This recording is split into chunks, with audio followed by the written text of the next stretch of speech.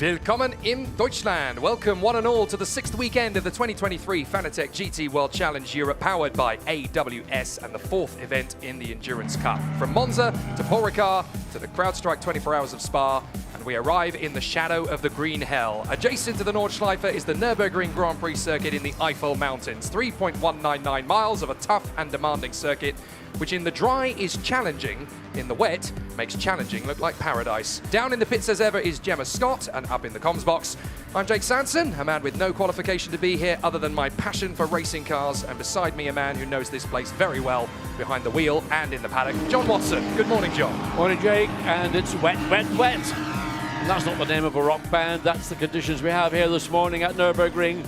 8:30 in the morning, cobwebs in the eyes, and that's only the commentators.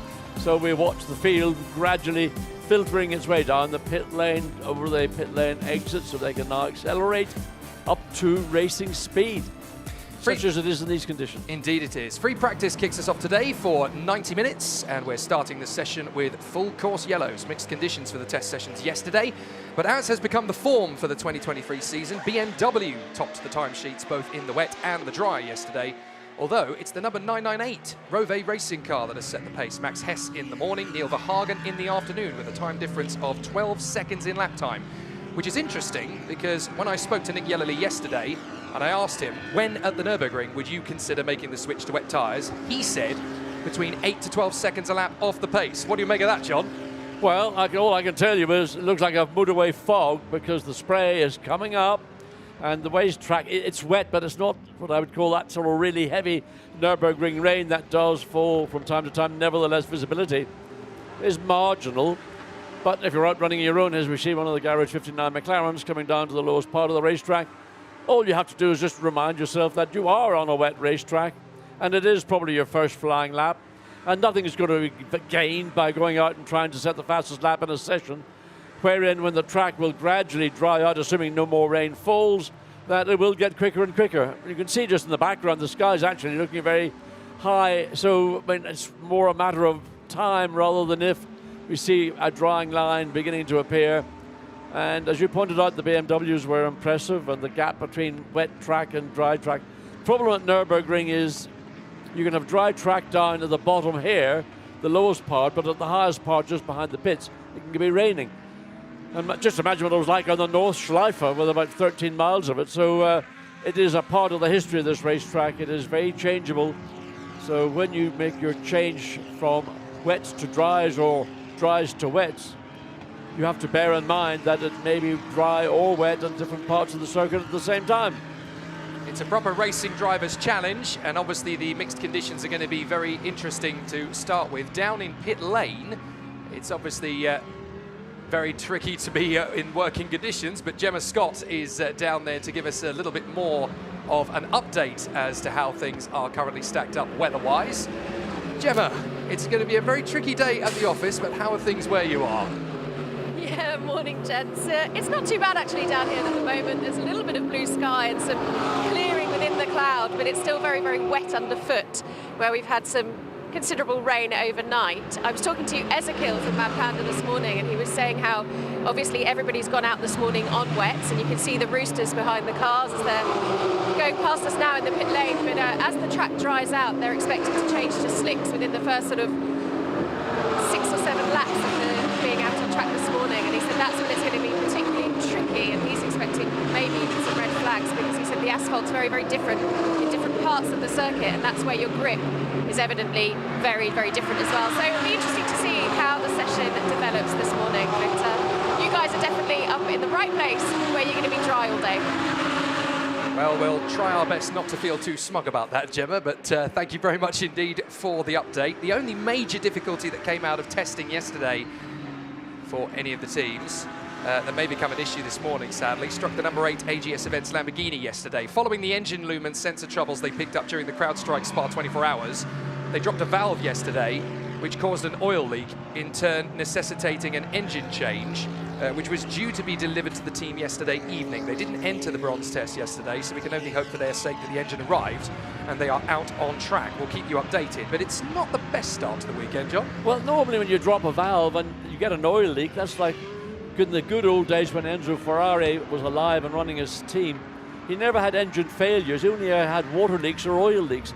Now, the fact that a conrod might be through the side of the block was the reason why you had an oil leak or a water leak, or both, in fact. But it's interesting that a drop valve resulted in an oil leak. It sort of got a similar tone to what Enzo, the Commendatore. And look at the difficulty teams are having down at turn 3. That's the 32 car. And that's Charles Vett and Dries van Thor behind the wheel right now. So if you're going to ask the question, how different are the conditions compared to yesterday? Well, at the moment, they're 4 seconds a lap different, because in practice 1 yesterday, the fastest time Max Hess set was a 2 minutes 6.04. And at the moment, Jules Gounon is the fastest on track, doing a 2 minute 10.7. So they're already about 4 seconds off the pace of that, which means it's considerably wetter this morning than it was yesterday morning, and certainly a lot wetter than it was in the afternoon as well. There is the Tracer Attempto orange Audi, the number 99, which has had a very successful start to the season, that team, and doing a fair job in the silver category. They've done very well. Obviously, they took the pole position in silver at Monza, and they obviously did a great job in Brands Hatch in the sprints as well, taking the pole position there, and they also took the victory at Paul Ricard in the 6 hours in the 1,000 kilometers. So they've had a great start to the year. Yes, I mean, Lorenzo Patrese is one of the drivers in that car, and I think for a young man, he's done exceptionally well. He's still in that learning curve, makes his way up the hill through the Schumacher S's, and track conditions compared to yesterday, well, I wasn't here at 8:30 Friday morning, but they look to me to be just that little bit wetter, and that's being reflected in lap times. Quickest overall currently, and that lap was on his 3rd lap, so he's done an out lap and 2 flying laps, was Jules Gounon in the 88 Mercedes, 2:09.6. Augusto Farfus has just now slipped in behind him, up 1.1 seconds, and that's in the 46 WRT BMW. Enrique Chavez, and who's been a real star for me all through the season, in the 188 Garage 59 McLaren, 3rd quickest on the 2 minutes 10.8. It's hard to get your head round saying 2 minute laps. You're used to it at Spa, but not on a sort of what you call a regular. Well, the racetrack itself is in total distance. You mentioned it's where have we got? It's 5.148 kilometers, 3.199 miles. So yes, over 2 minutes does give you an indication of just how wet it is. As the drivers are taking to the curbs quite a lot. Riding on board with the Porsche. Let's have a listen and see if we can pick up any wheel spin coming off the hairpin. I would hope not, because you've got traction control. Exactly. So if you've got wheel spin, you want to dial a bit more traction control in, and they're clean as a whistle. Car accelerates out of the turn 7 or turn 8 or turn 9, depending on which circuit map you choose to look at, and then up through the Schumacher S's. Always an exciting part of the racetrack, certainly in dry conditions. In qualifying, that will be flat for all the front runners, but in these conditions in the track, this is the problem, Jake, you're talking about lap time, and when the track's getting dry or wet, it doesn't dry uniformly, and it looks, as they come up towards I can just look at the reference map, turns 10 and 11, the track looks there to be marginally drier than it does, for example, coming down to start-finish straight. Well, they say you're only ever as good as your last race win, and last race I should say, which was number 46 crew, Maxime Martin and Valentino Rossi a couple of weeks ago on the circuit Marco Simoncelli and Misano. They took the win in the sprint race, number 2, and obviously they are riding the crest of the wave of that. Good to see Augusto Farfus rejoining them for the endurance. They didn't do a bad job yesterday, but obviously not quite at the top of the timesheets just yet. No, and you can see Farfus, the car doesn't look exactly like it's dialed in to these particular conditions. It looked a little bit sort of twitchy coming into turn 5 and down at the bottom of the hill again, just watching how the car exits. Well, it looks like there's a fairly good exit. Now running up behind the Porsche, up the hill into the Schumacher. Listen. Well, a big feather on the throttle. Clearly a lot of grip presently. I mean, we're just, 20 minutes to 9 here at Nürburgring. Track temperature around about 19 Celsius. So, and here's the drier part of the racetrack. So up high, you're going to see the track getting, but look at the amount of work and the adjustments that Farfus is having to make to keep the BMW pointing in the direction he wants to. So good to see onboard pictures of the WRT BMW, the number 46 car. Let's bring you up to speed with who's likely to be where over the course of proceedings. In Pro yesterday, in practice 1, it was the Rove BMW that was on the top of the timesheet, a 2 minutes 6.0 in the wet, a 1:54.7 in the dry for Neil Verhagen. In the wet, the Mercedes-AMG of the Acadis ASP number 88 and the Tracer Orange 1 Audi were pretty quick in the hands of Raffaele Marcello and Dennis Marchal, respectfully. In the dry, it's the ComTU Racing Audi that was 0.06 of a second slower. This car, actually no, it's not this car, this is the 21 ComTU Audi. It was the number 11 car of Christopher Haase that was only 0.06 of a second off the pace of Neil Verhagen. So to say that the BMW has an advantage would be not particularly accurate, because there's nothing to choose between either the BMW or the Audi from yesterday's dry running. Interestingly, the sister car of the Rove Racing BMW, though, the number 98 car that leads the championship in the hands of Philippe Eng yesterday, did a 1:54.9, so they're all particularly quick. But the number 998 BMW and the ComTU Audi were almost 0.2 of a second quicker than anybody else in Pro yesterday. Watching the number 21 ComTU Audi, still looking pretty tricky up at the third sector. Yeah, coming out of start-finish straight. I mean, there were 14 cars covered by just under a second in that second session on Friday afternoon. I would expect in dry conditions to see that number increase, because it is normal at Nürburgring to get usually at least 20 or more cars within a second. And of course, we've got a 54 car entry, the second largest entry in endurance ever here at Nürburgring. I mean, it's a massive field of cars. Now, look, where is the grip? There isn't any grip, and that's the 12 ComTU Audi, and it is, well, struggling. It's just a combination of tire temperature, track, surface, grip.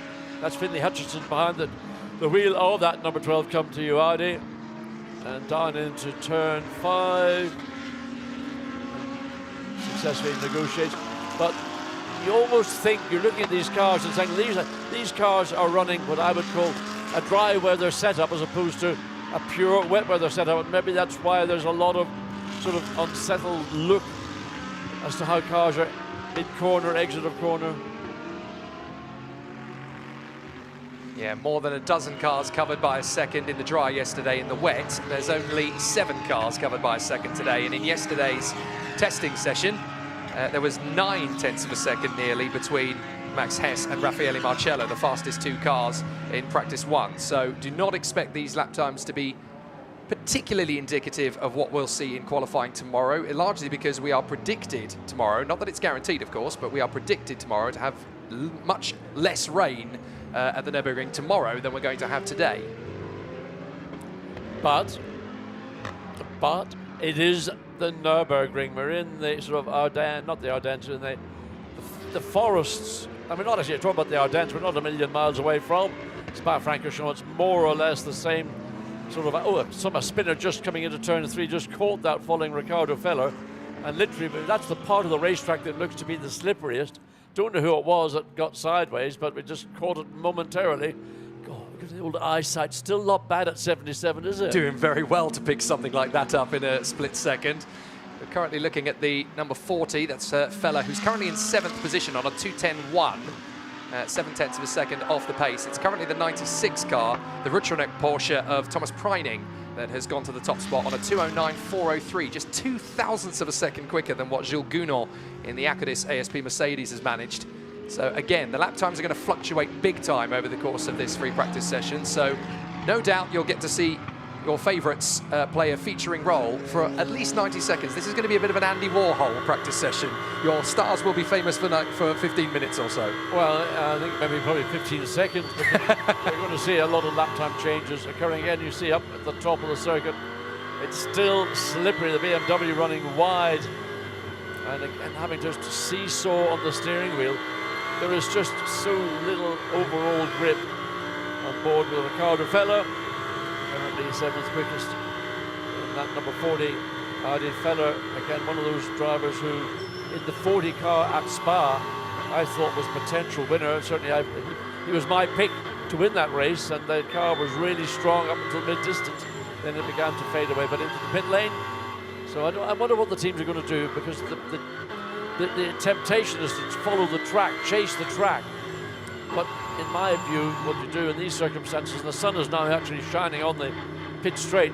Let the track come to you.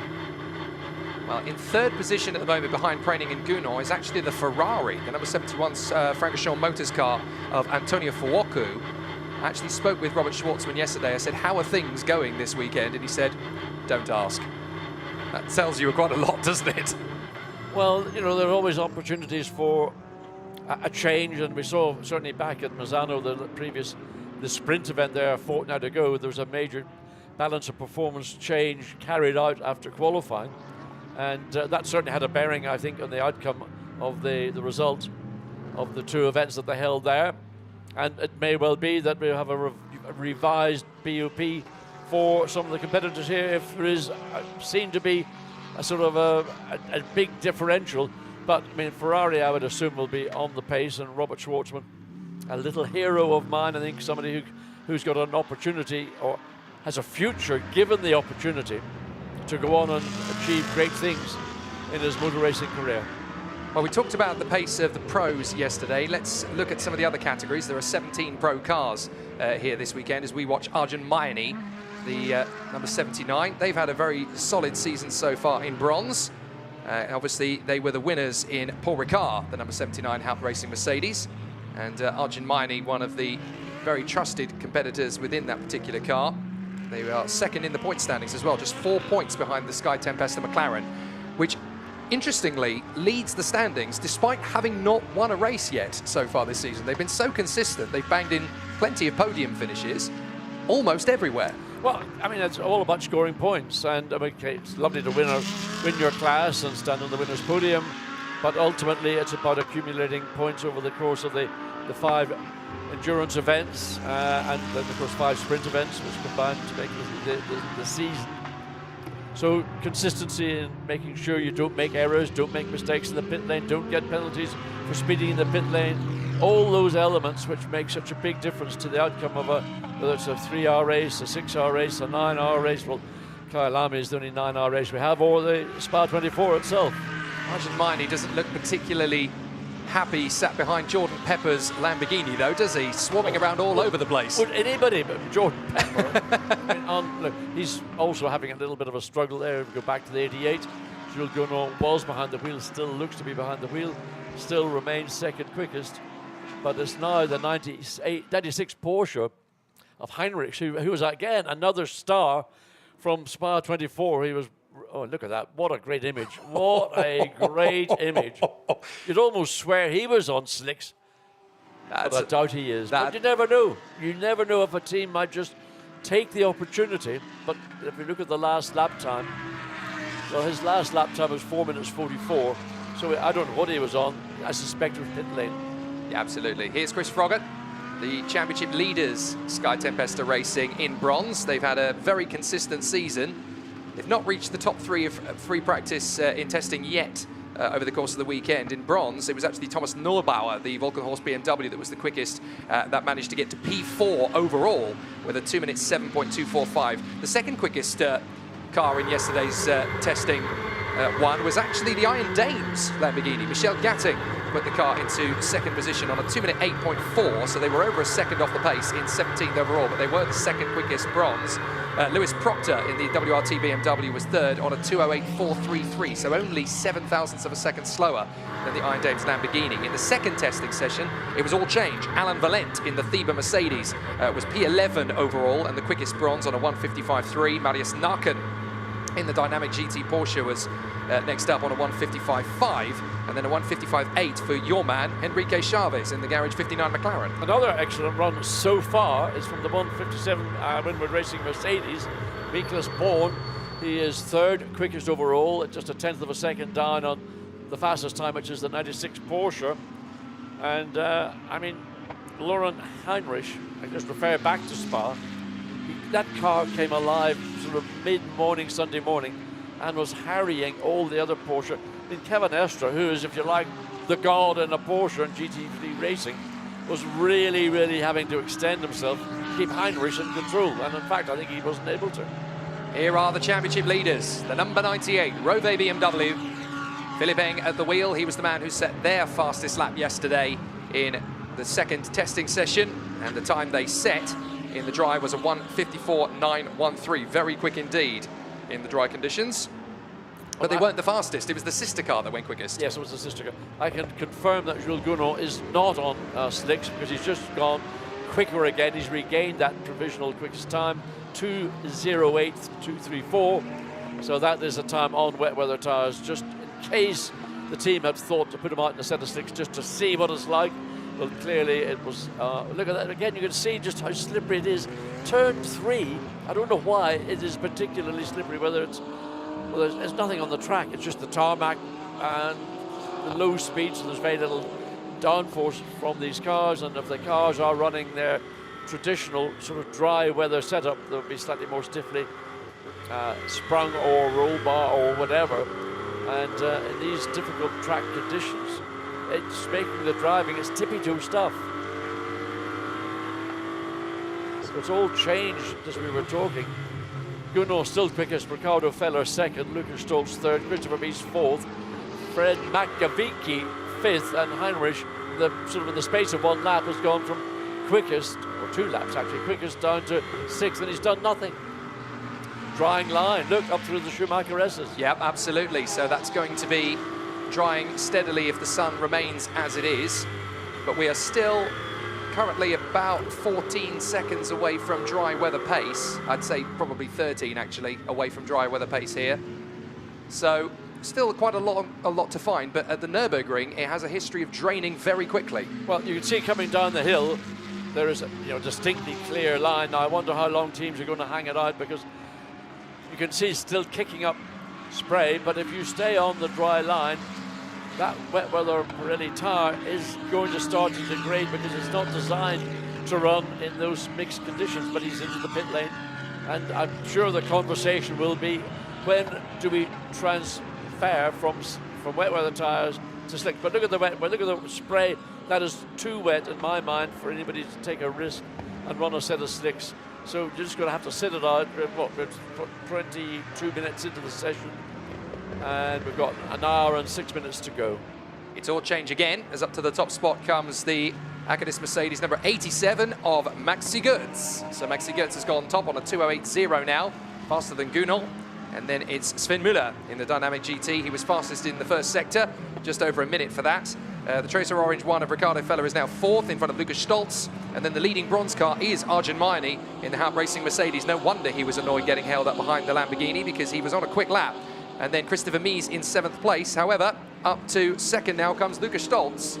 And now Christopher Mies comes up to the top spot. So a great run from the Audi. Yeah, in 8th position, Gilles Magnus, who has been, I believe, one of the discoveries, certainly for me this year, and again, Finlay Hutchinson likewise. Those two work together in sprint, but in the endurance they've been separated. So you've got the two come to you cars, one in 11th and the other in 9th, doing pretty much identical times.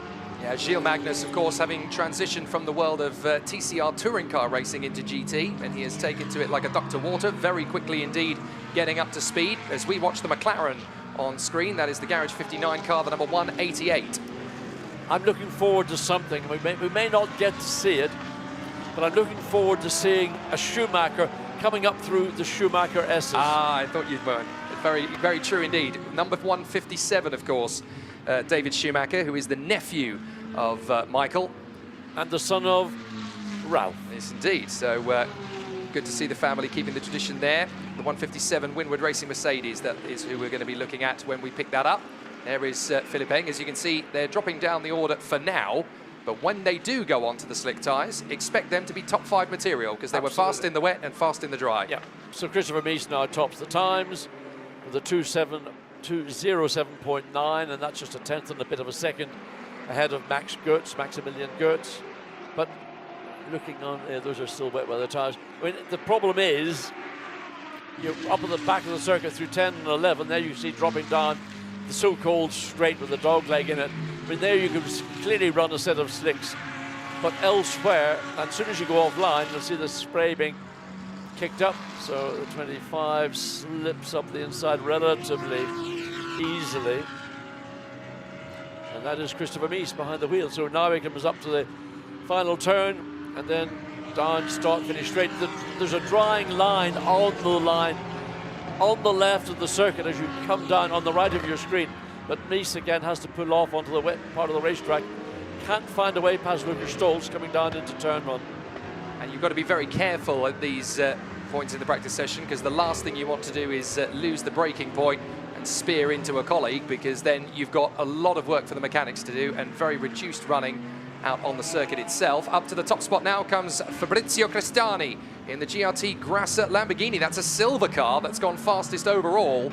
So that shows you again how quickly the track is drying, because you wouldn't necessarily expect to see the GRT Grasser. Lamborghini is at the 63. That is Jordan Pepper, yes it is. Wow. So Pepper at the slipperiest point on the circuit that you've picked up on before, John. He's just lost the back end. Yes, and I don't know why. I still can't explain why that particular corner seems to be so much slipperier than the rest of the racetrack. I mean, Jordan Pepper not too keen to let the 12. It is Finlay Hutchison, yeah, in the Art of Canada car. What? He didn't really want to let the Audi get ahead of him. He wants to pick up his natural momentum. So that's a frustration for Finlay Hutchinson, thinking he was going to make an easy overtake, and Jordan Pepper shut that door, man. It was a bit Larry Grayson, wasn't it? So down to the hairpin, and Jordan Pepper trying to get back up to speed. I wonder if we'll get to see what actually happened. Gilles Magnus has gone quickest by, again, just over 1/10 of a second. Yeah, very nicely done. The Audi going top spot for the ComTU Racing team, up to the top spot for the time being. And now it's changed again, because that's the Garage 59, number 159 of Nikolai Kiergaard. So Kiergaard has banged in a 2:07.1. He's found half a second on everybody else. Expect these times to tumble now, as the circuit, it has definitely stopped raining in front of us. I don't think it's raining at any other point on the circuit now either. And this track dries fast, really fast. Well, wait and see. There's 54 cars, if that makes a big difference. But there you can see the clear, dry line. But it's anything off that. So Sandy Mitchell in the K-Pax Lamborghini, and I don't know, unless we get a camera going into every garage in the pit lane to see whether teams are actually making the switch from the from the wet weather Pirelli tire to the slick Pirelli tire. But it's going to come, I think, in the next 10 minutes. Well, there's hope for Ferrari fans, because Davide Rigon has just gone fastest of all in the 3rd sector, at least until Jordan Pepper crossed the timeline, because he's now gone fastest of all in the 2nd and 3rd sectors. Well, there is the set of slicks coming out for the 32 BMW. Well, that's the first one we've seen in the pit lane. Actually, it's the first car we've seen in the pit lane. We need to see more of the cars in the pit lane, particularly when they're up on air jacks and having their wheels and tyres removed. And looking out of the commentary box window, the ComTU Audi number 12 has decided to do the same thing. But there we go. That's the first sign of slick tyres on Saturday morning free practice here at the Fanatec GT World Challenge, powered by AWS at the Nürburgring. And expect the number 32 BMW to lead a bit of a trend. So once they have the 4 wheels and tyres, so 911 into the pit lane, and a little driver change, a bit of practice, get that car in, get it serviced, get it back out again. So Stroom, Malakin and Klaus Bachler. I don't know who got out and who got in, to be truthful. Where is that 911? Have we got a 911? That was Joel Sturm in the car. The car's only 34th quickest at this point, but 3.2 seconds down on the quickest car. So that's off the pace that one would have assumed that car might be. But listen, early days, and who's really going to care?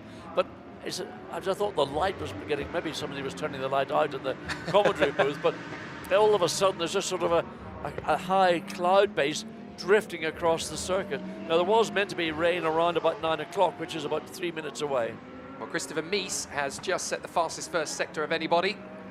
1 minute flat, 0.996, as there is Valentino Rossi, the doctor, getting himself ready to get behind the wheel of the car, fresh off the back of his win in race 2 at Misano 2 weeks ago that he shared with Maxime Martin. But up to 3rd position now comes Sandy Mitchell. We saw the K-Pax Lamborghini going quickly. He's now up into 3rd place on a 2:07.5. But Mies has gone personal best in the 2nd sector. I would expect to see the number 25 car going to the top of the timesheet, and it does, and then is replaced by Jordan Pepper. There you go, driving angry. Jordan Pepper has gone fastest. And it goes to Firefuss, continues behind the wheel of the 46. The car will be coming in shortly for Valentino Rossi to take over, and over the curbs, crash, bang, wallop, and it goes to Firefuss.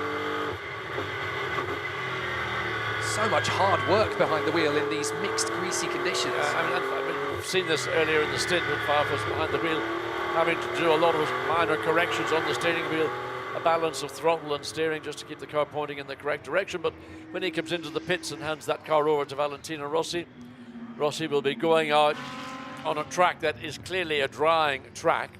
But of course it'll take him a few minutes, laps to whatever, to redial in from the conditions that he was accustomed to yesterday. Certainly in the afternoon session it was fully dry.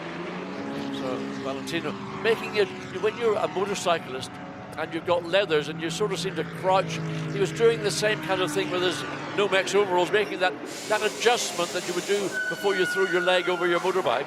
But he doesn't have to throw a leg over his BMW to get in, he just has to get in. What was nice to speak to him about yesterday is just his humility. He's really fitted into the team so well, and he doesn't rest on his laurels at all. He doesn't take anything for granted. He is a real team player, a good worker, and he knows, you know, I said to him yesterday, congratulations for Mazzani. He said, yeah, well, sprint race win is nice, but an endurance win is completely different.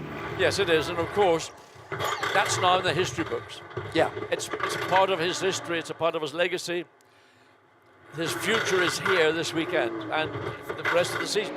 Every race is a challenge, and what's in the history book stays there. You can reflect on it, you can go out with your mates. You can see that wet tire already, so almost the inside shoulder was looking as if it was becoming more slick-like than it was wet tire-like. And that's the problem of on a drying track. Do you stay out and run, or do you bring the car in and preserve those wets? I mean, I don't know whether they do, if they are. Well, that doesn't look too bad. Certainly one of the rears looked like it was pretty worn on the inside shoulder. So as Valentino Rossi goes out onto the circuit on dry tyres, let's look at the timesheets. Pepper on top for Lamborghini, as the sister car of the GRD Grasser team goes past Valentino into turn one. Mies in second place now. Simonauer has come up to third place. So Jean-Baptiste Simonauer in the WRT BMW number 30, that's the gold car, has come up to third position. The 99, the leading silver, that is the Renzo Petresi, has come up into fourth position. What a superstar he's turned out to be this year. No, absolutely. But again, I mean, we're seeing these changes at the top just virtually by the lap or virtually by the cars coming across. Somebody's going that little bit quicker, that little bit quicker, that little bit quicker. Valentino just feeling his way. Being a motorcyclist, it's all about feel. It's all about what you get through your body, your hands, your feet. A race car is not dissimilar, but not to the same degree. The difference, I suspect you might all know at home, is on a motorcycle, you lean into the corner. Do you? You dump the bike in. Don't dump a car in. No, indeed. Davide Rigon in the Francorchamps Motors Ferrari.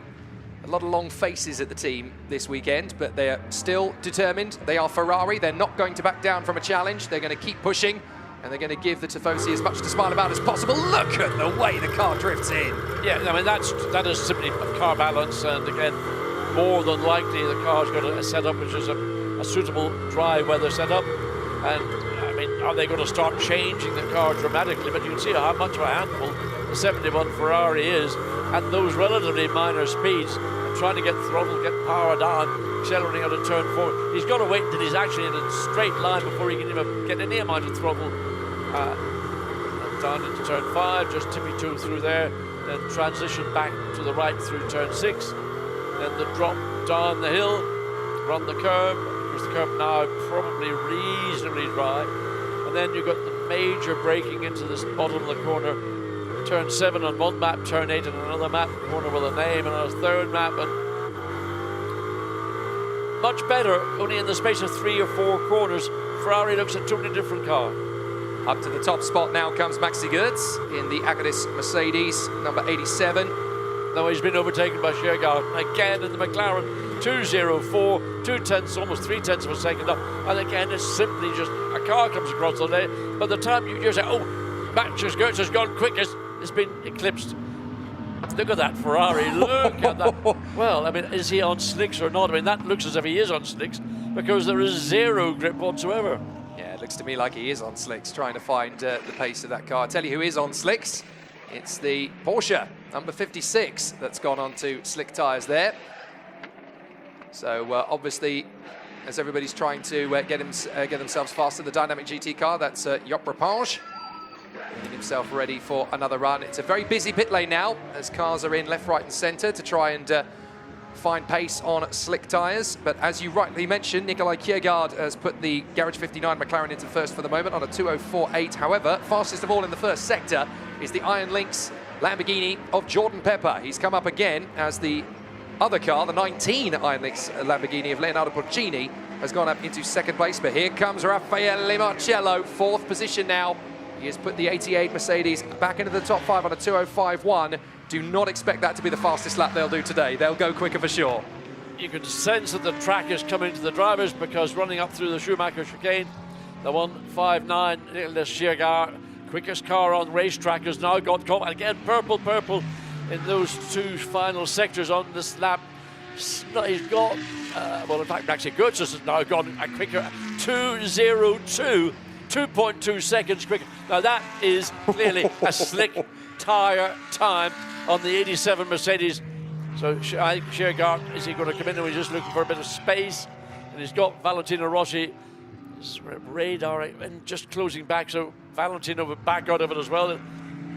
But that's Checkered getting himself lined up, and as the sun again breaks through that cloud base, the track will begin to dry, and hopefully we'll see more and more people dive in the pits and fit a set of dry weather slick tyres, and might start to get down to the kind of times that we have seen in yesterday's prepaid session. Yeah, we're about 7.5 seconds away from the pace that we saw in the dry yesterday, so there's still a lot of racetrack to find in terms of pace. Leonardo Porcini goes back into third position, just off the pace of his teammate Jordan Pepper, who's gone fastest of all in the third sector.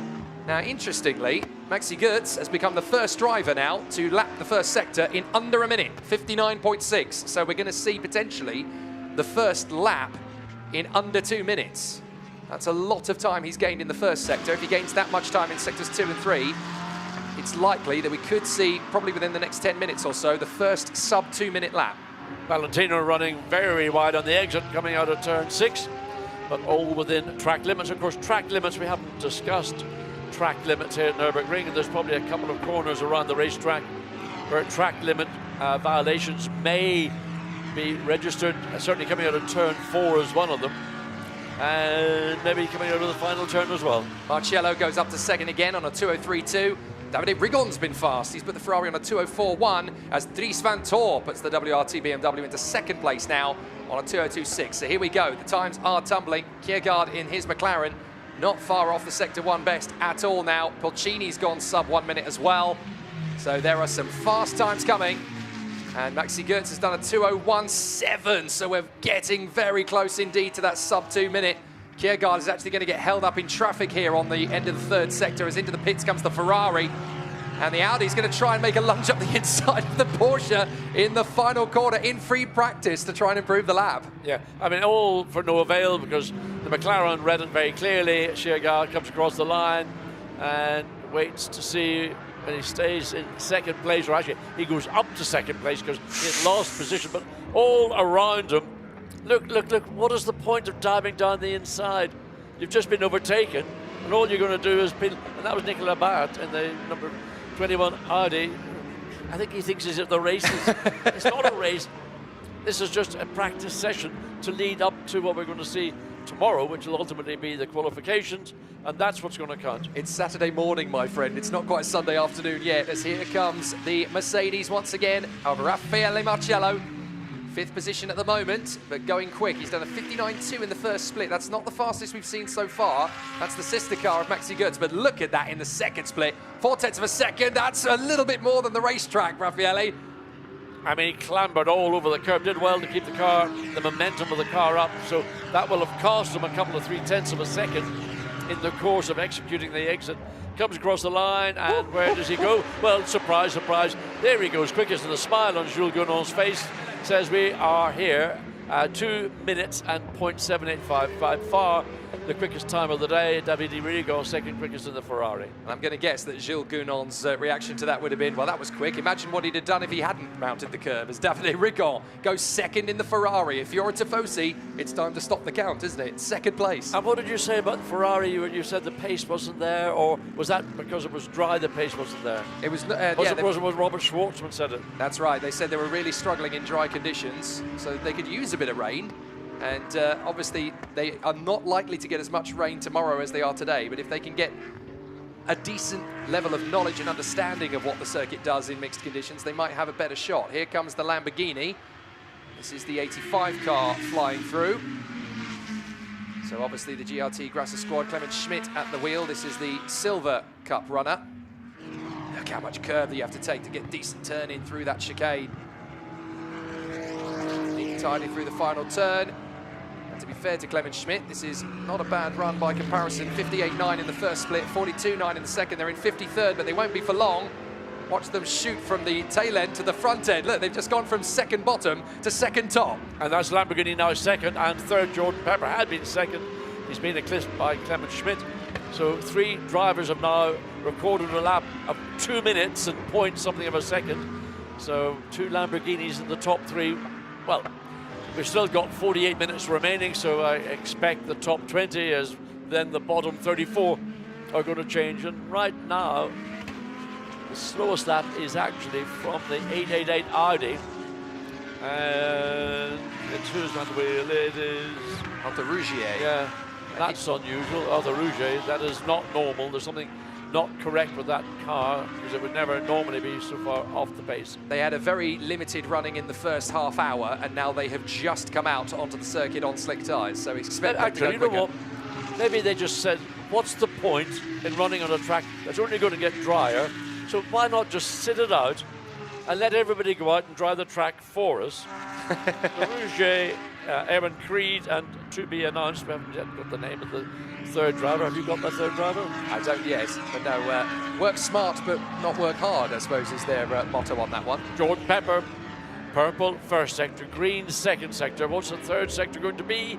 Purple, and he goes quickest, 158.9, and that's getting within, what, just under 2 seconds of what we saw yesterday afternoon. There we go. I said it would be about 10 minutes before the first sub 2 minute. I was wrong. It was 90 seconds or so as Jordan Pepper finds a 158.9, and Dennis Olsen, actually, in the Rutronic Porsche, has found a 159.3. Marcello's found a 159.5. Here we go. Fast times coming. We're still about 4 seconds away from ultimate pace, but that's going to come. 47 minutes to go, and we're getting some proper quick lap times now as Marcello goes fastest of all in the first sector, a 57.4. Fastest of all in the third sector is actually Dennis Olsen, who was 0.4 of a second off the pace of Pepper.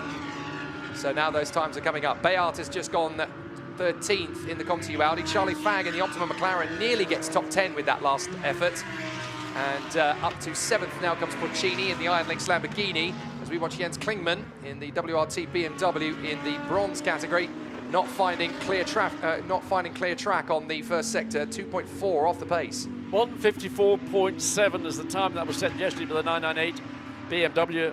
Dan Harper behind the wheel. Jordan Pepper currently quickest overall, and that's 158.4, 58.9, I beg your pardon. So it's just as you point out, 4 seconds away. And gradually, these times will begin to get quicker and quicker. There we go, Dennis Olsen's just done a 56.9 in the first sector. That's rapid compared to what we've seen. So give it another 10 minutes and we could well be in the 155s. And Dennis Olsen is in what brand? I can't make it out because it's probably a Porsche. It is a Porsche. Yes, indeed. Yes, indeed. Porsche loyal, John Watson. He did a fantastic job in '84, winning for Porsche in the Sports Car World Championship. Did a grand job. Hanshin Guven has brought the Porsche up as well. 4th position for the dynamic GT car. So Porsches are really coming on strong. They do tend to favour these drying conditions. And Clement Schmidt right now currently 8th, but purple in sector 1 on his current lap.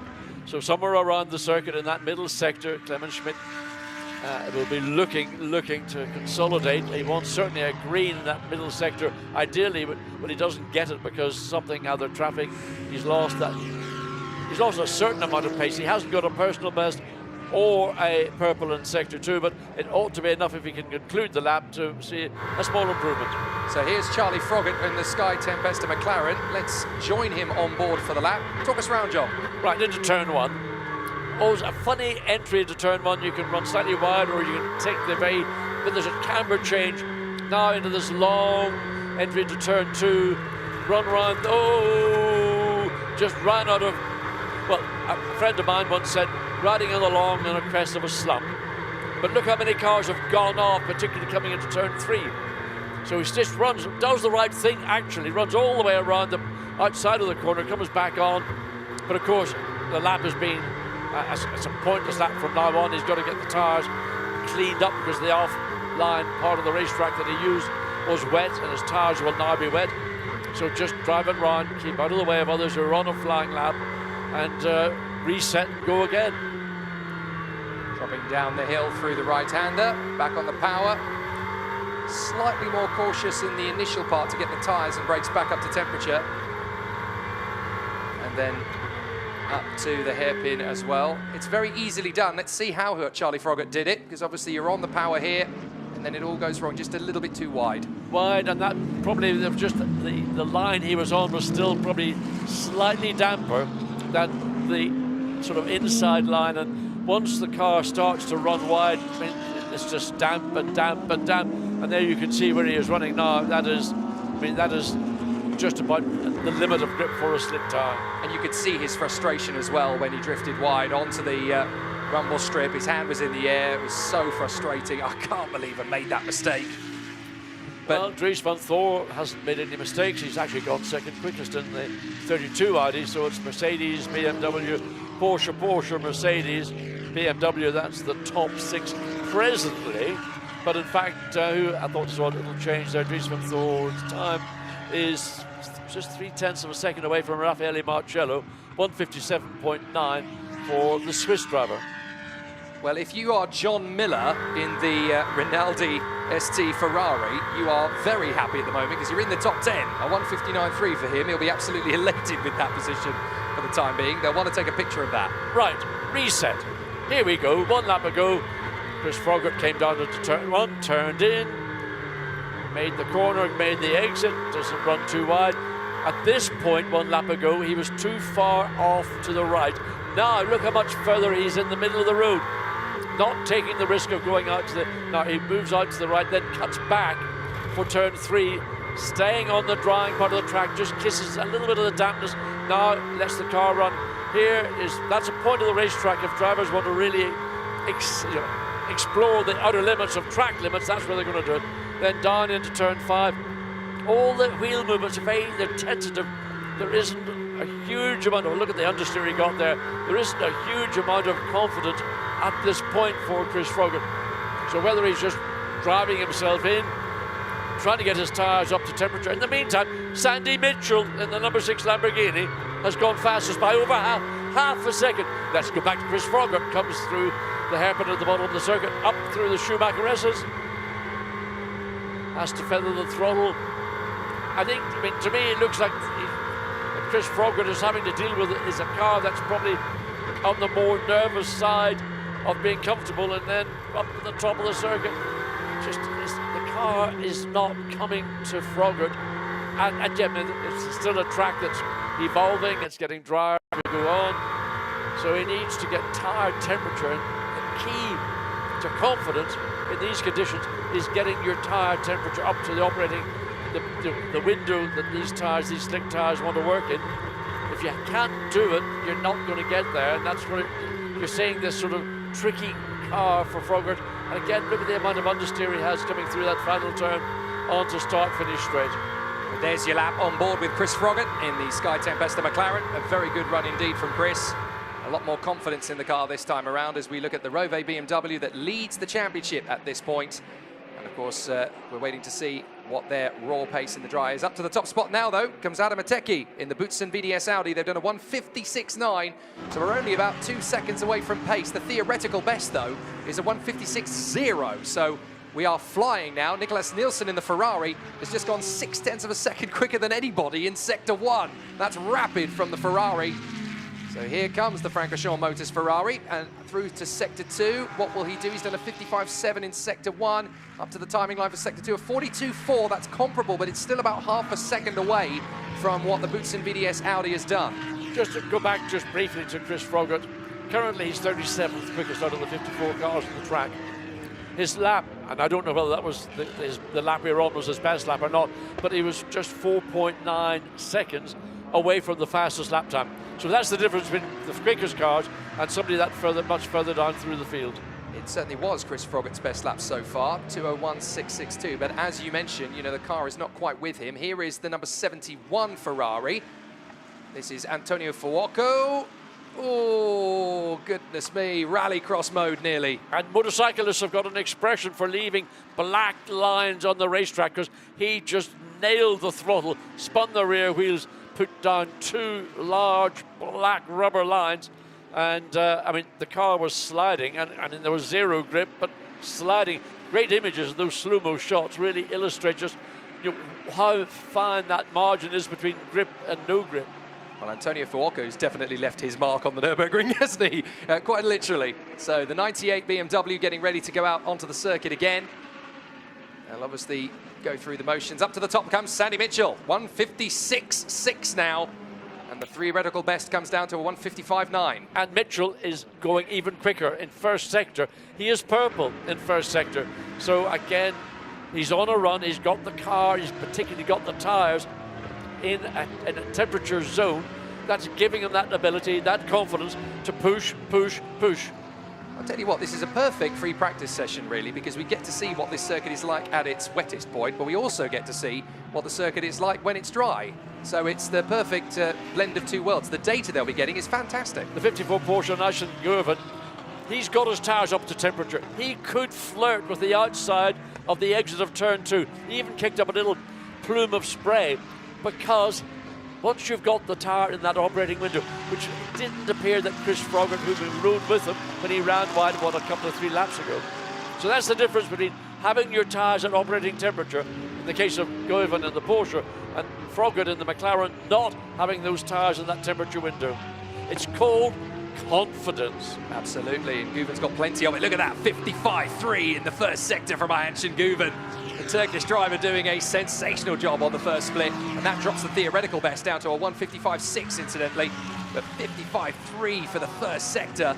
That is monstrous compared to what we've seen so far. It's still not as quick as the circuit's got in it, but certainly as the track dries, it's going quicker and quicker as Antonio Fuoco goes up to second place. A 156.7 from the Ferrari, 68 thousandths off the pace of the Lamborghini, but Ayhancan Guven is going to go quicker than both of them if he can keep it together in the second and third split. No, he can't, because Sandy Mitchell's gone even quicker in the first sector. It's fair, but Sandy Mitchell's last lap, when he was again purple in sector 1, it didn't actually see an improvement. He was about 2/10 down, maybe again due to traffic. But look at Goerven, all over the curbs coming through turn 15, up the hill into this final, to start, finish straight. So traffic has probably had a bearing on his overall lap time. He's still in third position, 156.7, and that is actually his quickest lap. Yeah, he's got quickest overall. He has indeed, a 156.1 as Mauro Engel puts the Mercedes treble 7 up into third. Now up to top comes Fred Vervisch. Fred Vervisch puts the Audi number 11, the ComTU car, a 156.0. As here comes Sandy Mitchell coming through. Now he set the fastest first sector of anybody, but down a quarter of a second in that middle sector, so that's all the good work's been done in sector 1 now has been unravelled in the middle sector. So wait and see what happens when Mitchell comes across the start finish line. There you go, 155.9. Wow, good effort. Got last sector purple as well, so middle sector was not the best, but the first and third sectors got the deal done, 155.9, and we're now with about 1.5 seconds of what we saw achieved yesterday afternoon. Very good work from the K-Pax Lamborghini, as there is the car that was fastest yesterday in both the morning and the afternoon, the 998 BMW. It was Max Hess that set the pace in the wet. It was Neil Verhagen that set the pace in the dry, and it's Dan Harper that's just got out of the car. Yeah, that car all the way down now in 20th position. So again, the team just waiting for the track to come to them rather than trying to chase the track, make adjustments. And I suspect that that's what the Rover Racing team is doing. So the new fastest in first sector is Fred Vervisch. He's done a 54.9 now. And there is the WRT BMW, that's the 30 car. So that is Callan Williams now behind the wheel. He was the only driver from the WRT BMW team to do the bronze test last night. What was his lap time? I can tell you, he did a very admirable job in the bronze test yesterday. He actually managed to put the car into a very respectable lap time. He did a 156.3 in the bronze test yesterday. Fred Vervisch, fastest overall sector 1, average in sector 2, and goes fastest sector 3, 155. First car, well no, second car to break into the 55. Sandy Mitchell was the first. but now over half a second between first and second. And Fred Verviche, I mean, irrepressible. Spirit, commitment, talent, all the beautiful things a racing driver is all about. And I can tell you now, we're half a second away from the pace set in the dry yesterday. Here's Niklas Nielsen in the Ferrari. Pretty good in the first sector. 55.23, not quite the same sort of pace that Verviche has set, but still pretty good for the Ferrari. It's the middle sector where the Ferrari has not quite been able to turn it on. Look at that, 0.4 of a second off in the second split. So now it's time to see whether Niklas Nielsen can put this together in the Ferrari. It's always fascinating to see where a car is particularly strong. In Sector 1, the Ferrari looks dialed in. Certainly in Sector 3 as well. Sector 2, not quite so much. But he's gone fourth quickest, so the middle sector, as you point out, wasn't good enough. Now, interesting, he dived to the middle of the racetrack, then pulled back to the left. I don't know quite why Niklas Nielsen would have done that, but nonetheless, he's got his car within a second of Fred Verviche, who still remains overall quickest with a 55.387. Sandy Mitchell back into the pits. Likewise, Maro Engel. We haven't seen much of Maro Engel in the 777. Mercedes AMG team Allimar. So, and now Niklas Nielsen has gone. So it's Nielsen fourth, back to Fred Verviche, fastest car on the racetrack. Nothing overly special in Sector 1, nothing overly special in Sector 2. But only fractions of hundreds of seconds away. I mean, we talk about purple and then anything else is not very good. That's very impressive. Probably better than anybody else right now. It's certainly consistent, which is what's going to help them in terms of data collection ready for qualifying tomorrow. And there you go, fastest. Was that a faster lap than they had said? No, it's not fraction quite. Is, but it's like a couple of thousand. So that was consistency. Didn't have the little peaks of purple, but that's a very good. That lap probably is actually more meaningful than the single fastest lap. Yeah, their lap was 9,000ths of a second slower than the fastest lap. Yeah. But it's the consistency. That's the thing that teams are looking for. Continuity, consistency, and Fred Verviche has done that in spades. So Nielsen up to fourth position now, does a 55.19 in the first split. So pretty quick, but the fastest first sector is a 54.95 as towards us comes the WRT BMW number 46. 57. Again, the Windward Racing.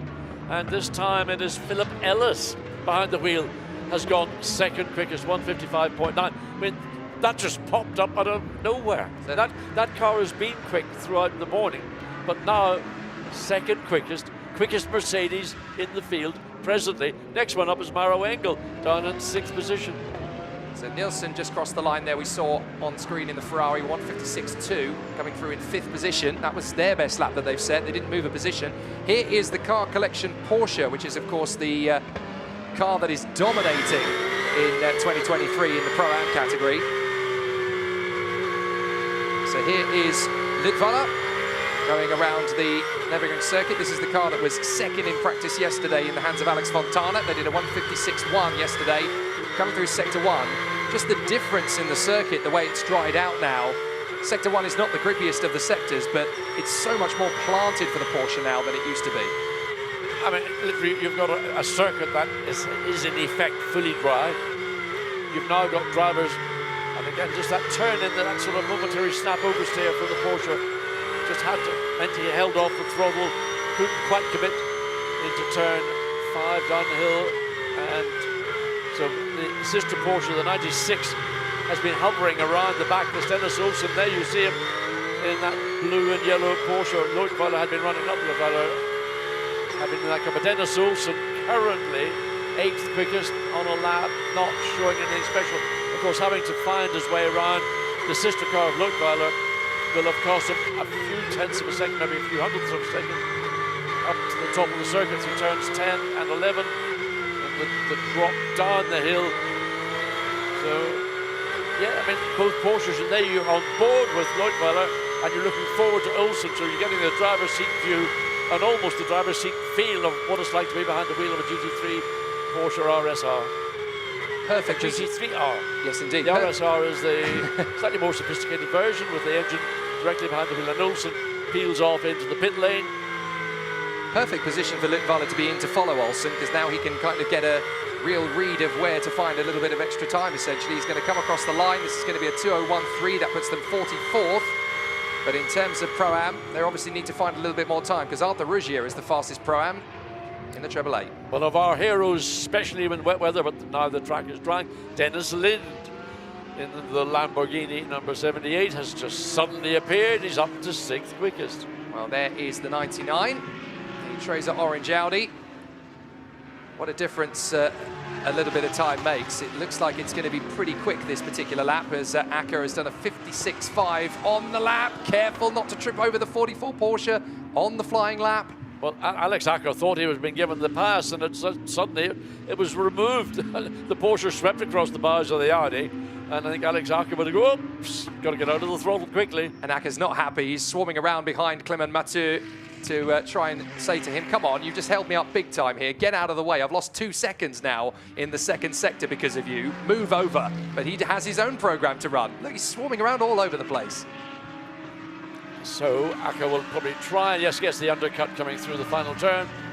Oh, he's not happy. Look, he's shaking his fist out of the window. Well, that is the international signal for saying thank you very much for all your assistance. You really made my lap a treat, a joy. Well, apologies for those who might have taken offence at that, but Dennis Lind in the Blackpool Lamborghini going very well. Up in 7th position now, Dennis Lind. As up to the top spot comes Porcini, by the way, up into first on a 1:55.2, so very quick. And Kobe Powells is in the number 11. Now, Kobe Powells was racing last week at Paul Ricard in a TCR, and here he is having jumped into the ComTU Audi. So great work from the young Belgian. And Kobe Powells, it wasn't that long ago that he was running in the Karting Academy Trophy, running for his own nation. So fabulous run as we ride on board with the Huracan.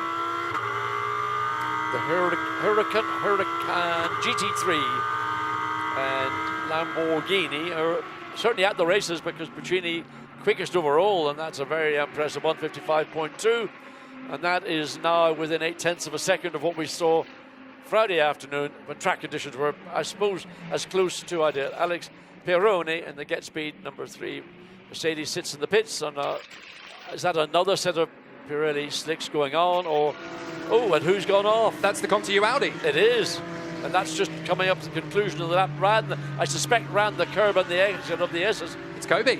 It's Kobe Powells, the new boy in Fanatec GT World Challenge. He's gone back to his rallycross roots. I'd like to have a look and see, but I suspect he overran or ran over the curb, and maybe the car just got too far over, and then a harmless rotation. Listen, you have to find out the limits, and he has found out the limits. Well, last week he was Tom Coronel's teammate. Now he's obviously in the number 11 ComTU Audi. We're going to see how things have gone. David Schumacher. I have to get the Schumacher name in. 4th quickest in the 157 Winward Racing Mercedes. I mean, suddenly you're seeing names pop up at this point. We've got 26 minutes remaining. Haven't appeared in the first sort of almost the hour or so of this session, and then bosh, there they are. Well, the theoretical best lap time now, get this, based on what we saw yesterday, the fastest lap time was a 1:54.9. The theoretical best is now 1:54.8. So if everybody strings their sectors together, we can go quicker today than we did yesterday. What a spin! Lost it on the exit. I wondered, did he clip the curb on the inside? But that was a spin at the exit. Didn't even get near the curb to spin. So he ran over the curb and backed it very neatly. Might get good marks for that from the Russian judge. But anyway, we're seeing the Audi getting back on the racetrack, and off we go. He definitely returned to his rallycross roots there, did Kobe Powells. But fascinating stuff as he has gone 2nd quickest and then showed how much he wants it. So coming towards us, that is Leonardo Puccini, the man who is leading gold and leading overall as well. 1:55.20. The theoretical best is almost, well, it's just over 0.3 of a second better than that, but the theoretical best times now are quicker than what we saw overall yesterday. So we could see a quicker lap time this morning than we saw yesterday afternoon. Well, when you've got the track... that's the Aston. That's the Bullet Aston. So the Bullet Racing Aston has gone off there at the hairpin. That's the sole Aston Martin in this race. Makes its way back onto the track. So Romain Leroux behind the wheel. Again, a car we've not seen so far in the session, and it's unfortunate we see him when he has made a misjudgment down at the bottom of the circuit. Now gets back up through the Schumacher S's and builds up the speed. Got to get that gravel and whatever else is stuck to the slick tires, get that removed. And 25, who's behind the wheel of 25 right now? It's Patrick Niederhauser. Well, he'll give it one, I tell you, because Niederhauser is always impressive. But funny enough, just took one place behind. He was right. Yeah, absolutely on it. He was absolutely right. And earlier on, he actually did this. This was a lap ago in exactly, well, not quite the same place, but certainly Patrick Niederhauser pushing hard halfway round the lap and then doing it again. So he's kicked up gravel in 2 parts. Yes, so the exit of turn 6, so you begin the run down the hill. I mean, there was little grip. You could see the entire car, the body language of the car. It was almost as if he was skating on ice. Well, he's not skating on ice, he's skating on a racetrack, which is at that point dry, but it's just tire temperature. Oh, and another. That's the comp to you out. Is that Kobe Powell's again? It is. Well, you can't blame him for trying when pushing the limits.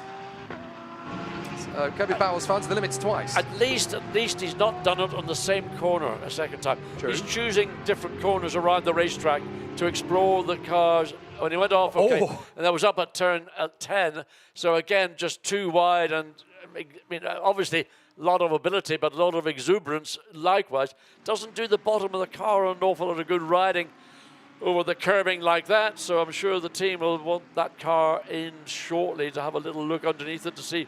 You're right, Kobe. Have you had too many cups of coffee this morning? Because he's very alert, isn't he? But finding the limits big time. I've got a lot of respect for young Kobe Powell's, though. He always gives 110% and then some. They sent him the bill for the damaged body parts under the car. Well, yeah, I was going to say, look for gravel around the circuit from Audi with love, because it's Niederhauser and Powell's giving us all of the errant gravel around the course. In the meantime, Dennis Marshall's up to 4th. Fabian Schiller is 5th. So those are 2 improvers while we were watching this car pirouetting. And so we get through the final, this chicane cleanly. Okay, let's start again. Take on board the errors you made on the previous 2 laps, factor those in, go again. He's definitely got the ability to go quick, because he's done a 1:55.3, which is half a second away from the theoretical best and only 0.182 off the fastest time in the session. As up to 8th now comes Hesemans, and up to 4th position, as we mentioned, comes Marshall in front of Fabian Schiller. So the times are still coming down. A time that I'm waiting and waiting and waiting for, the 998 BMW, Neil Verhagen behind the wheel. It's just recorded its best time to date, 27th overall. Expect to see that 998 BMW rocket its way up towards the top of the timing and scoring. We don't have a BMW currently. The fastest BMW, where is it? It's Rossi, 21st, or it's the 46th BMW. Valentino's behind the wheel, and I suspect Valentino, if he stayed behind the wheel, since we saw that driver change, is the driver that's recorded that time. So Van der Merwe in the 32, the car is Dries van Thor is 1 position down in 22nd. Here's Dennis Marshall. Can he go above 4th position as he comes across the line? He was very good in the second sector. It's a better lap, but it keeps him in 4th position at 1:55.5. Patrick Niederhauser, we saw him a lap ago, sliding his way around the racetrack. Well, he's found a bit of grip, and he's now 7th quickest in the Audi, 1:55.8. And Fabian Schiller, likewise in the Mercedes, 1:55.7. So gaps are minute.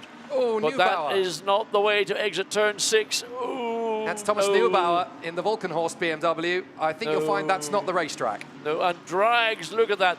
The poor bit, was that the 63 Lamborghini? It is.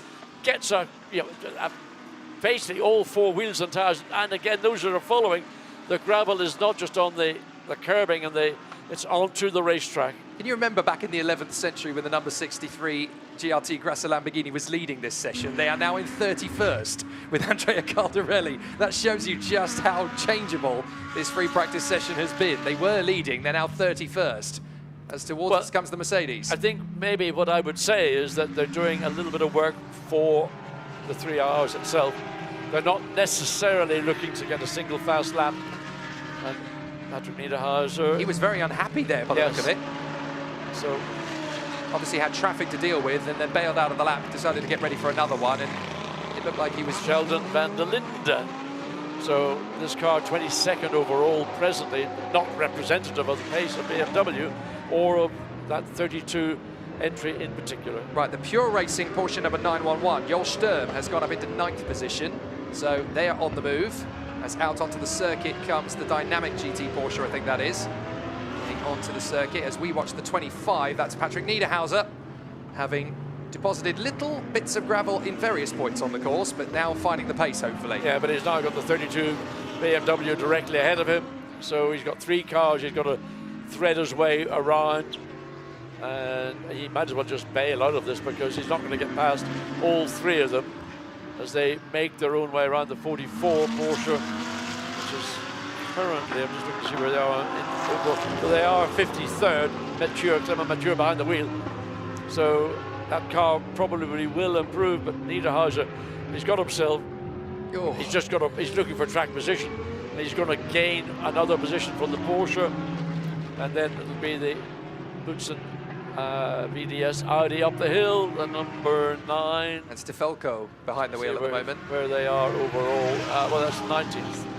So it's a competitive time, but Niederhauser now might find his progress being hindered. Change for the lead. Timo Boguslavski has come out onto the circuit and he's done a 1:55.1. That's dropped the theoretical best down to 1:54.7 in the process as well. So if Niederhauser could get away from this traffic, which he finally has cleared, maybe we'll get to see a similar sort of pace. And now that we've got Sheldon van der Linde there in the WRT BMW out on circuit, we'll get to see what he can do because they're currently in 23rd place.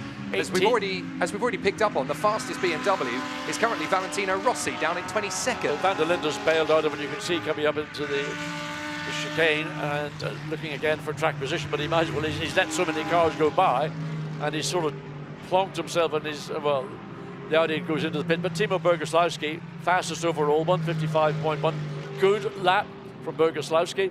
That'll give him, he'll believe I've got the pace because he's going to have to qualify that car Sunday morning, and he wants to ensure that along with Jules Gounod and Raffaele Marcello that he does his end of the deal to guarantee that car's position at the head of the field. Right, we floated like Cadillacs, now it's time to sting like Beamers. Here comes Sheldon van der Linde trying to push hard. Yeah, ran a little bit wide on the exit of turn 1. So, again, wide, runs wide. So I don't think he's got that car anywhere near the tire temperature zone that he wants to be in, and that's why we've seen those 2 little errors from van der Linde when he was trying to start a lap. Now he's got to bail. I mean, this lap, all he can do is just get tire temperature, but cars that Aston Martin and the Ferrari directly ahead of him. Into the pits comes the Comte U Audi, the number 21. We saw that a moment ago for Maxime Soulet. But John, looking down those times, I've noticed that Neil Verhagen has bailed on his stint as well in the BMW with a best of a 1:57.1. Where has the BMW pace gone compared to yesterday? Well, again, all you can suggest is that they're doing specific work for the car, for the race, and not chasing the racetrack. I mean, number 63, Andrea Caldarelli in the Lamborghini, likewise down in 27th. Now, they've elevated themselves up to 27th position, but in Sheldon van der Linde, you'd expect that car to be running in the top 6 comfortably. Right, what can Frank Pereira in the K-Pax Lamborghini do? They were able to go fastest through the drying phase. It's a good first sector, it's a reasonable second sector, and that puts them 7th. That's a better lap from Frank Pereira, 1:55.821. So they've definitely raised the Lamborghini up. We've got 2 Lamborghinis in the top 10, considering the nightmare season that the Bulls are having. They've definitely found themselves in a better position so far, as there is the 66 we saw briefly there. That is the Audi of Galbiati. And there is the fastest car on track, Timo Boguslavski, a 1:55.1 from them. So fractionally down in Sector 1, Sector 2 much the same. So this lap is not going to get to the point 1:55.1. He set that a lap or 2 ago, so Boguslavski comes up to completion of a lap. So will he, now if he's got clear road ahead of him, can he focus on getting 3 sector improvements? It looks like he's got a pretty clear racetrack. So this is an opportunity for Boguslavski. This clears the Audi coming out of the pit lane. Into turn 1, runs a bit deep, a bit wide. Yeah, there's a variety of options and lines into turn 1. That is one of them. Not necessarily the quickest one, but it'll one that'll be used a great deal, certainly in 3 hours here at Nürburgring on Sunday afternoon. Let's ride with Timo Boguslavski around the Nürburgring Grand Prix circuit. On the throttle. Oh, and into the barriers. That is one of the Porsches going off. So that looks to me to be the mid part of Sector 1. Drifting into the barrier. That is Raponge, I think. Or has he handed the car over to And that Daniele is Di on Amato? turn 11. No, it's on turn 6, maybe. Turn 6, that's where we saw Niederhauser and others. So somehow or other he's got it wrong coming out of 5. And then into 6, it's all gone taking. There's a little, you can see that sort of semi-access behind the gravel trap. So wave yellow flag in sector 1 to allow the Porsche to make its way slowly and doing a good job, because he's not running through the gravel. He's not going to drive or drag a shed load of gravel back onto the racetrack. But that was into turn 6, but it was probably on the exit of 5. Here we go, there's coming out of 5. Back end starts to swing wide. Not quite the pendulum effect, but by the time he gathers it up, he now finds himself too far to the left on the entry to turn 6. Hasn't got the confidence to turn the wheel because he thinks the car's going to spin, so he thinks the safest route is to go through the gravel, and the gravel is quite chunky, let's put it that way, around the Nürburgring racetrack. And then he caresses, and the marshals directly behind have to stand back. That's a flag marshalling position, but the speed of the Porsche at that point was relatively low and no damage done. That was very slow-mo, so that was quite a hefty thump on the left front. So that's going to be quite a lot of damage to repair, I would have thought, that we can't see. As into the pits comes Knudsen in the number 30 WRT BMW. But that's, well, I have to say they've got away with that, Daniele Di Amato, with the minimal damage possible from such a hefty impact. They are very lucky to be able to drive that car back to the pits. Yeah, I mean, he hit sort of the barriers or the bales he hit. It was almost like a Tech Pro barrier. It yielded considerably. So the car ran around, and I would think there'd be a little bit of body work at most. I don't think there'd be any mechanical damage to the Porsche whatsoever. So just to be a little bit of gravel rash under the car from the chunks of gravel that would have pinged off the underside of the car. Of course, the floor in these cars is something you want to make sure is always in a pristine condition. As you look at Mad Panda, it's the first we've had a glimpse of that car. Wow, accelerates pretty quickly, up to 50 kilometers per hour. Certainly does. It's Gustafsson that's currently behind the wheel of the Mad Panda at the moment. So Magnus Gustafsson is the one that drives out of the pit lane. What a difference a couple of hours makes. It's much brighter now than it was. And this will hopefully give us much clearer running for the pre-qualifying this afternoon as well. And that's where we'll really get to see who's going to be gunning for pole position in tomorrow morning's qualifying session. As out onto the circuit goes the WRT BMW of Sheldon van der Linde once again. There is Augusto Farfus getting himself ready to get behind the wheel of the number 46 BMW, as Valentino Rossi has just been ploughing away anywhere between 1:56 and 2-minute flat. Charles Weerts in the background. I don't know if he's showing his... Practicing his golf I was swing. going to say, maybe the hands could do with being adjusted. Charles, I don't know which club you were playing with there. Maybe it was a pitching wedge. Maybe you were just showing us your putting skills. I have absolutely zero putting skills, so even I couldn't judge on that one. Into the pits we have the Mercedes, the BMW and the Ferrari, and the fastest car in the session joins them as Boguslavski gets out. So who's getting in? Is that going to be Jules Gounod getting in? So the BMW makes its way back out, and Boguslavski is out. He'll be delighted with that effort. Good run, and the team will... Oh, the car's going into the garage. But I was getting into that car. Yeah. No, they're just getting the car lined up in SRO. Yes, indeed. Just to give a little bit more working room for everybody around you. So 21 Maxime Soulet up to 18th place in the Audi. Comes across start-finish line. No improvement on this. Oh, it is up to 14th. So Soulet did improve. So that's another little step forward for the Come2 Racing Audi. A 156.2 from them, so it's about a second covering 14 cars roughly now. That looks a bit more like the Fanatec GT World Challenge to me. It's looking a lot more competitive in the drying conditions than it was in the wet, where you had 2 or 3 cars separated by a few tenths of a second. Now we're getting between hundreds. Kobe Powells has definitely starred on his debut. Time to let somebody else have a go, mate. Cool down. Yeah, I wonder what the underside of the Audi looks like, because that trip up at turn 11, 10 and 11 over the curbing, the car sort of did a pirouette all the way down the racetrack on that curbing. So, 88, it was 83. Okay, the 83 Lamborghini has moved up into 9th position.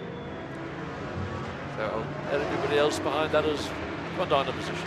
So there is the 81 Mercedes. That is Rima Jafali in the Thieber Motorsport car. That is the car that actually was fastest in class in yesterday's test session. So they were pretty quick. Whether they can turn that into a similar performance today remains to be seen. But Rima Jafali getting up to speed pretty quickly. Yep, and as Michelle Gatting in the 83 Lamborghini, the Aaron Dames car, there it is. 9th. Yeah, good effort indeed. Michelle Gatting has just recorded that lap on the previous lap, so going for further improvement. Traffic directly ahead of her, so she'll want to hopefully get through that without having to, and I doubt she's going to make it up into turns 10 and 11. And in fact, I think she's backed out of it. As you see, there's no point in pursuing a lap time when you're going to lose. So the trouble is she's got traffic behind her.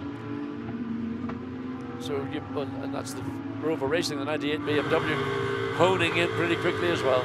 We're on board now with Michelle Gatting as she gets out of the way of the faster cars to build up for another lap herself. They were second quickest, I should say, in bronze yesterday at 2:08.4 in the wet. So they've got confidence in wet conditions and they are building up the speed in the dry conditions as well. This combination of Rael Frey, Michelle Gatting.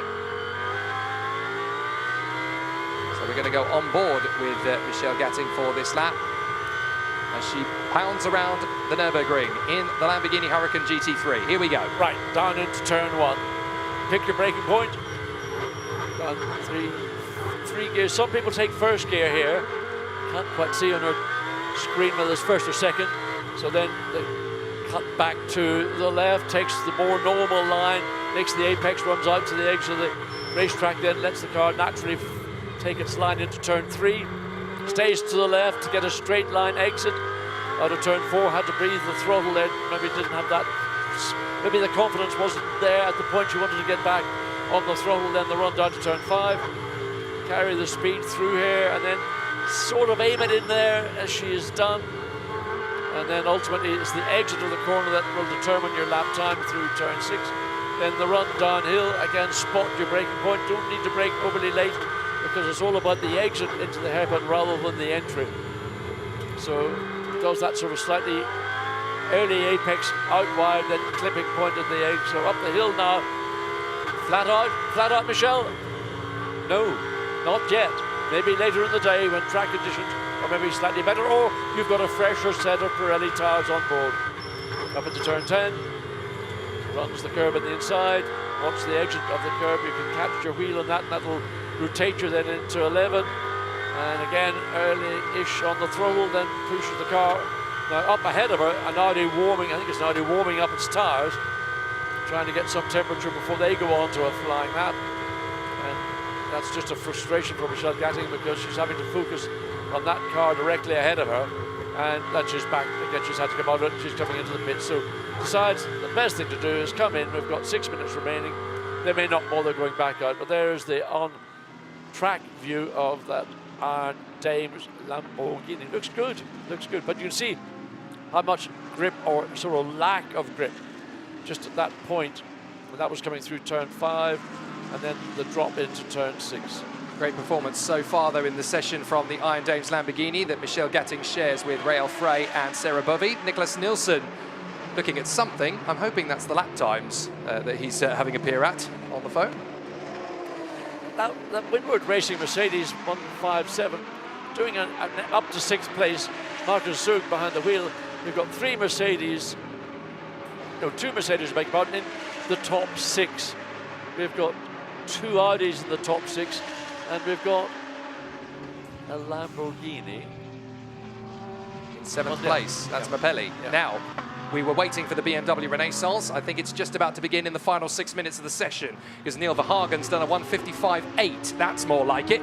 10th position for the Rove BMW number 998. And they are the only BMW that is in the top 25 at the moment. There is Zug, pushing hard in the 157 Windward Mercedes, doing a great job actually at the moment, that crew, considering that that is the 3rd fastest gold category. How about this in the top 6? We've got 3 pros and 3 golds. So great work from Zug, who's just gone quicker than Mapelli. The back end got a little bit busy. Yeah, it was very sudden Little correction on the steering wheel for Mario Zug to get that car back into turn 10, and that just shows you how close these cars are to the limit of grip that they've got. I mean, I don't know what the track temperature is compared to where it was when we began this session, so it is getting better. The track is getting rubbered back in when you get rain over. That it tends to wash away the propulsion of the what would be racing line that would have been established on Friday. So here we go again. So let's have a look and start all over again for Zug in the Winwood Racing. Across start-finish line, but this is a lap ago, up into turn 10. Was just caught I think the edge of the curbing or the edge of the racetrack just caught the right rear wheel, and it just was enough to unsettle the car. So you can't assume that everywhere is dry. While the actual racetrack itself might be dry, there are little patches around at the very edges which are just waiting to cap the unwary.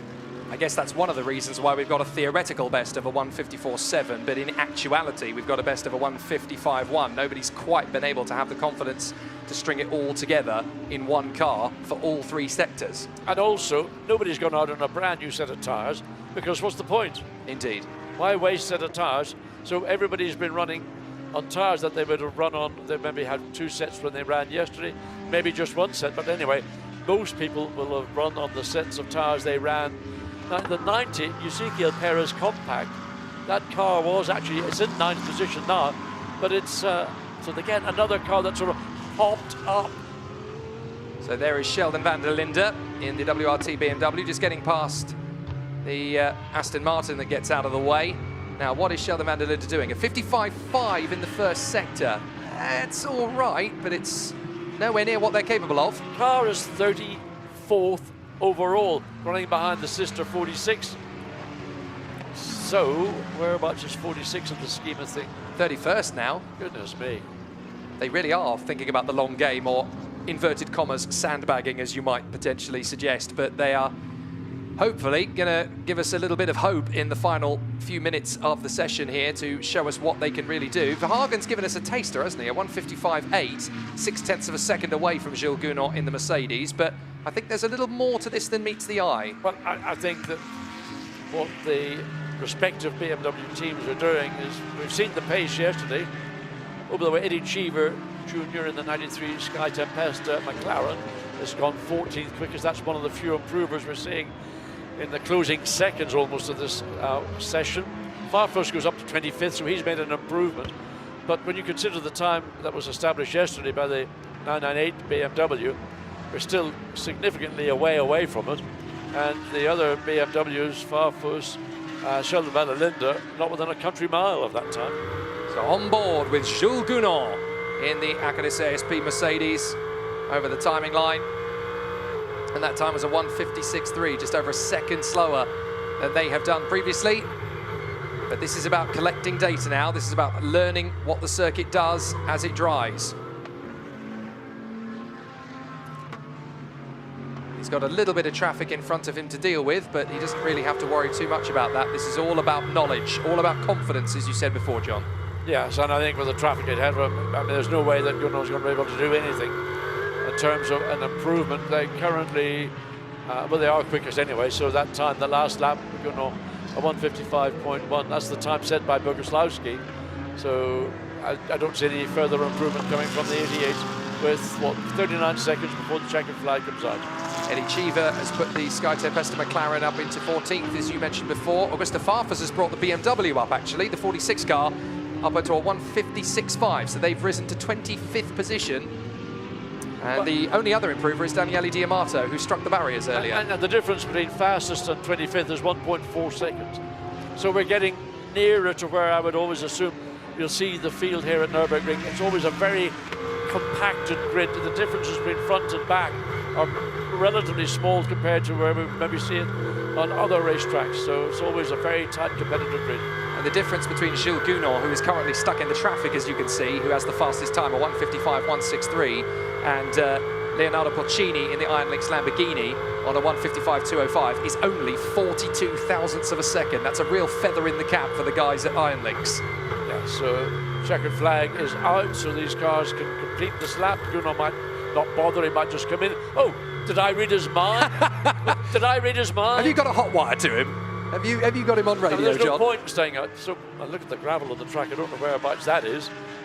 That could have been our friends over at ComTU Audi. Kobe Powell's from earlier on, maybe, as Christian Engelhardt comes through to take the checkered flag. And he's on a personal best Sector 1, not a session best Sector 1, and they go up to, well, they stay in 18th, actually.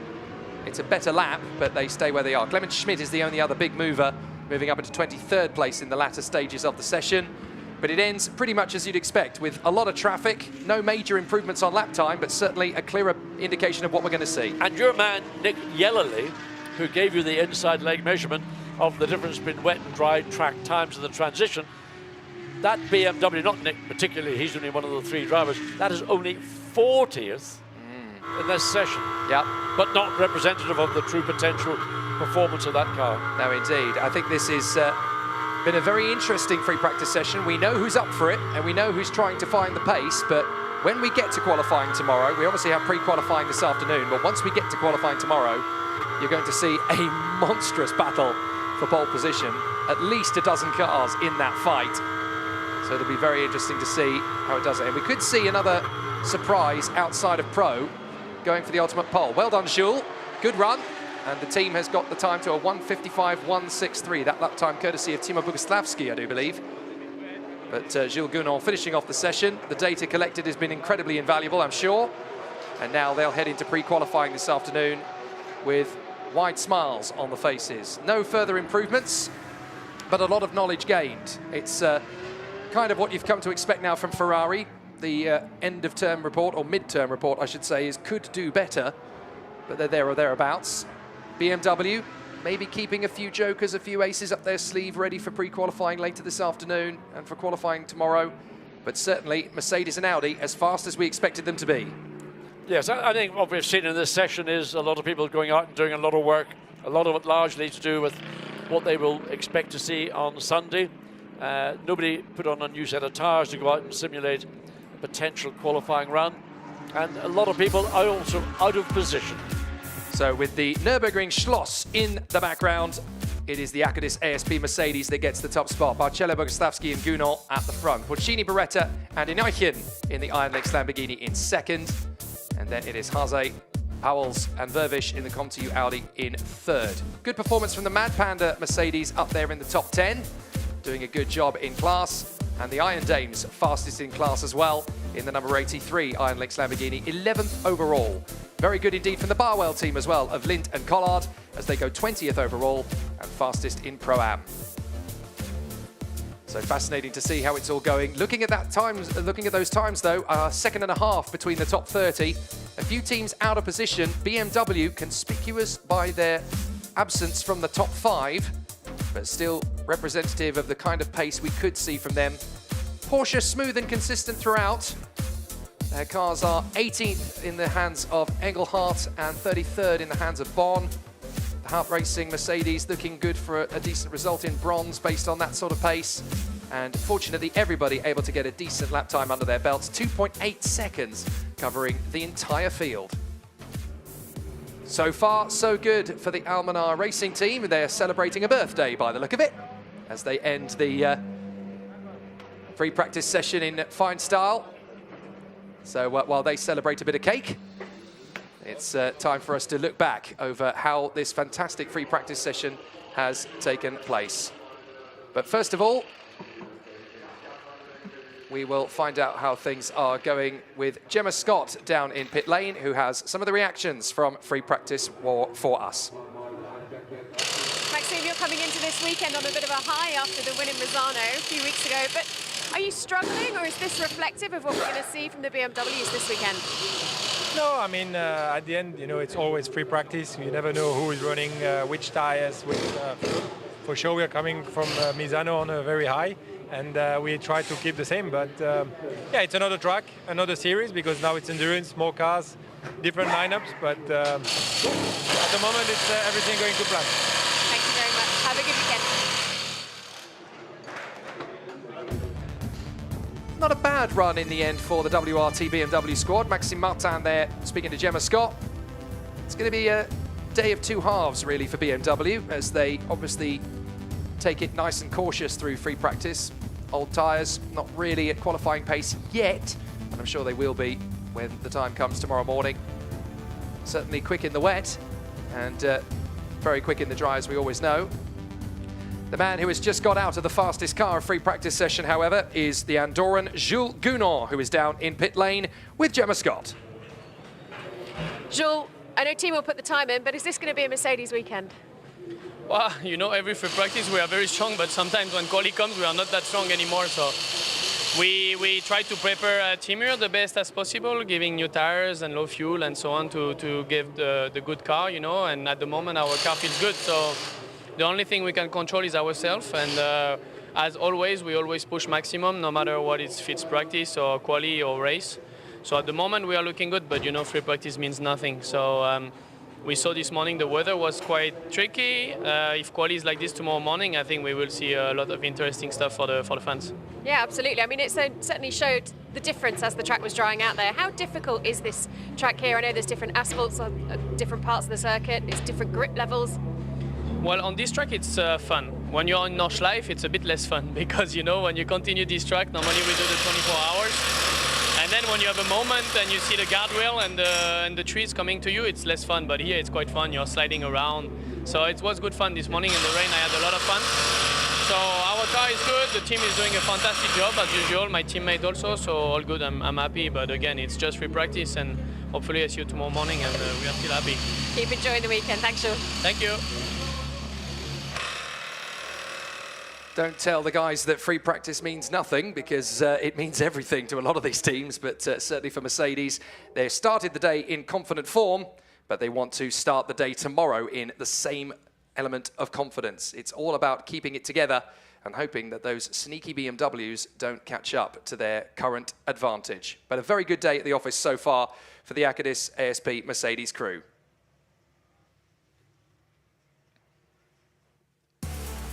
A good free practice session, starting in wet conditions under yellow flags for the first lap, and then it's all about finding that grip and finding that confidence. Everybody on wet tyres to start the day in lap times that were over 2 minutes.